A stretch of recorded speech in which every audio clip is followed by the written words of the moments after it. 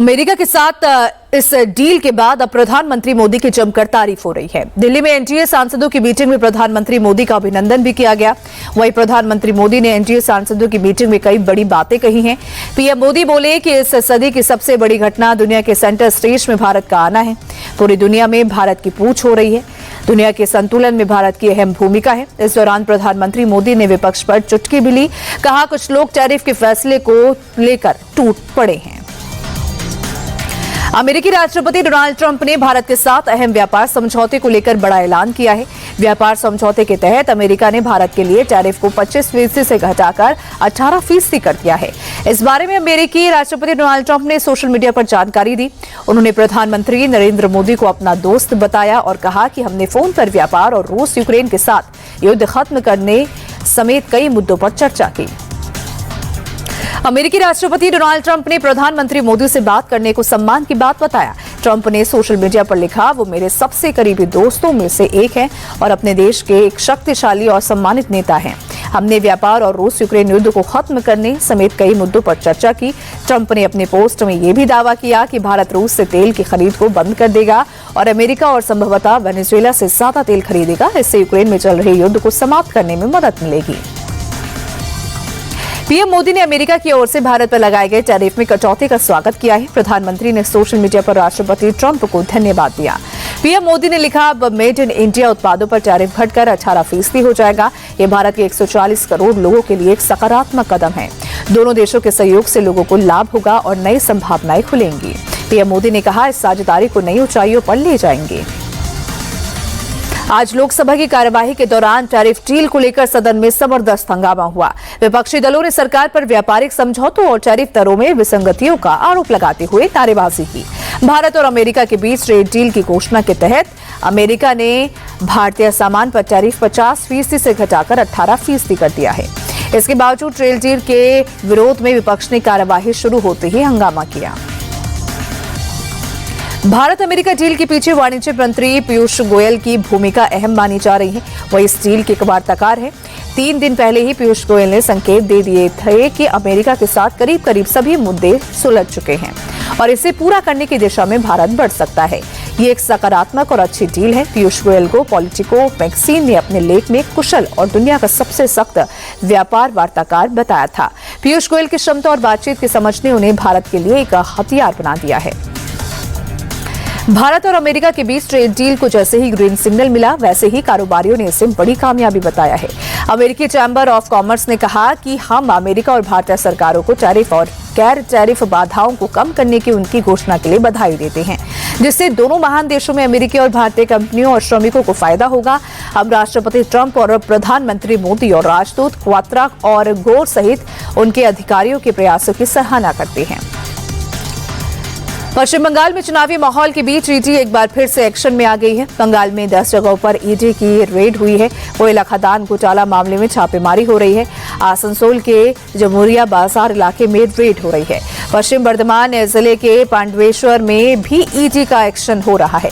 यहाँ ईडी को मैजुल नाम के एक कोयला माफिया की तलाश है। ईडी के अधिकारी उसके घर पहुंचे हैं। बंगाल में ईडी का एक्शन हो रहा है। ममता बनर्जी दिल्ली में मौजूद है। ममता बनर्जी ने कोलकाता से 22 ऑफिसर्स की टीम बुलाई है, जो कि दिल्ली पहुंच चुकी है। इस टीम ने दिल्ली पुलिस की जा रही गाड़ी ममता बनर्जी के काफिले के लिए आई है। उनकी चेकिंग की है, वीडियो रिकॉर्डिंग भी की जा रही है। सवाल उठ रहा है कि क्या ममता बनर्जी को दिल्ली पुलिस पर भरोसा नहीं है, जो ममता ने कोलकाता से एक्स्ट्रा फोर्स मंगवाई है। उत्तर प्रदेश में एनकाउंटर पर सवाल उठाने वालों को सीएम योगी ने करारा जवाब दिया है। उन्होंने सवाल उठाने से पूछा है कि क्या पुलिस गोली खाने का इंतजार करती रहे? अगर पुलिस गोली न मारे तो क्या गोली खाए? सीएम योगी ने कहा कि पुलिस को इसलिए पिस्तौल दी जाती है वो मुकाबला करे। अपराध के खिलाफ जीरो टॉलरेंस की बात दोहराते हुए सीएम योगी ने कहा कि अपराध में कोई भी अपना पराया नहीं होता।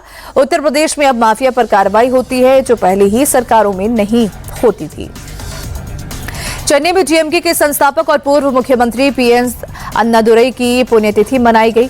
इसमें खास ये रहा कि उन्हें श्रद्धांजलि देने के लिए चेपॉक से मरीना बीच तक जुलूस निकाला गया। जुलूस में बड़ी संख्या में भीड़ उमड़ी। सीएम स्टालिन भी जुलूस में शामिल होकर सीएन अन्नादुरई को अपनी श्रद्धांजलि उन्होंने दी। हम आपको बता दें कि 1969 में अन्नादुरई के निधन पर ऐतिहासिक ढंग से करीब 1.5 करोड़ लोगों की भीड़ उमड़ी थी।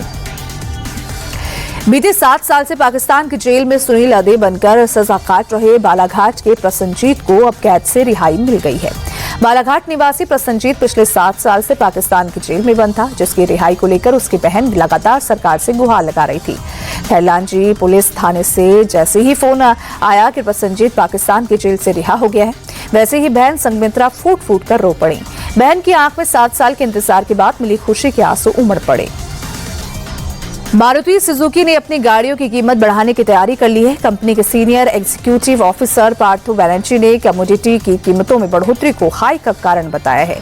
2025 में भी मारुति ने गाड़ियों की कीमत में 4% का इजाफा किया था। इस साल 2026 जनवरी में कंपनी ने रिकॉर्ड 2,78,000 बुकिंग की है। कीमती धातुओं के दाम में तेजी से बढ़ोतरी के चलते प्रोडक्शन में दिक्कत आ रही है, जिसके चलते 1,75,000 से ज्यादा ऑर्डर पेंडिंग है।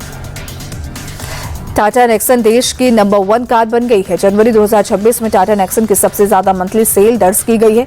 टाटा ने जनवरी में गाड़ी की 23,365 यूनिट्स की बिक्री की है। भारतीय बाजार में लॉन्च के बाद नेक्सन की कुल बिक्री 10 लाख के पार पहुंच गई है। वहीं मारुति की डिजायर दूसरे नंबर पर है। जनवरी में डिजायर की 19,629 यूनिट्स बिकी हैं। टॉप 10 में मारुति की सबसे ज्यादा गाड़ियां हैं। आईसीसी ने T20 वर्ल्ड कप के वार्म अप मैचों का पूरा शेड्यूल जारी कर दिया है। 6 फरवरी तक चलने वाले वार्म अप मैच भारत और श्रीलंका के साथ अलग अलग मैदानों पर आयोजित किए जा रहे हैं। इंग्लैंड की टीम वार्म अप मैचों में हिस्सा नहीं ले रही, जबकि Australia, New Zealand, Pakistan, south Africa और वेस्टइंडीज जैसी बड़ी टीमें एक-एक मैच ही खेलेंगी। भारतीय टीम साउथ अफ्रीका के खिलाफ 4 फरवरी को मुंबई के DY पाटिल स्टेडियम में एक वार्म अप मैच खेलेगी। बाकी 2 वार्म अप मैच में इंडिया ए की टीम उतरेगी। आईसीसी T20 वर्ल्ड कप से पहले नवी मुंबई में खेले गए वार्म अप मैच में भारत ए ने अमेरिका को 38 रन से हरा दिया। टॉस हारकर पहले बल्लेबाजी करने उतरी भारत ए टीम 3 विकेट पर 238 रन बनाई। वहीं नारायण जगदीशन ने 55 गेंदों में 104 रनों की तूफानी पारी खेली। आयुष बदोनी ने नाबाद अर्धशतक जड़ा। 339 रन के लक्ष्य को चेस करने उतरी अमेरिका की टीम 200 रन ही बना सकी। भारत के लिए रवि बिश्नोई ने 3 विकेट हासिल किए। एमपी के रायसेन में सांसद खेल महोत्सव समापन समारोह का आयोजन किया गया है। कार्यक्रम में केंद्रीय मंत्री शिवराज सिंह चौहान भारतीय क्रिकेटर रविंद्र जडेजा के साथ खेलते नजर आए। वीडियो में रविंद्र जडेजा शिवराज सिंह चौहान को गेंदबाजी करते हुए नजर आ रहे हैं। शिवराज सिंह ने रविंद्र जडेजा की गेंद पर दमदार शॉट लगाया और गेंद सीधा बाउंड्री के पार जा गिरी। इस कार्यक्रम में अंतर्राष्ट्रीय क्रिकेटर रविंद्र जडेजा विशेष रूप से शामिल हुए थे।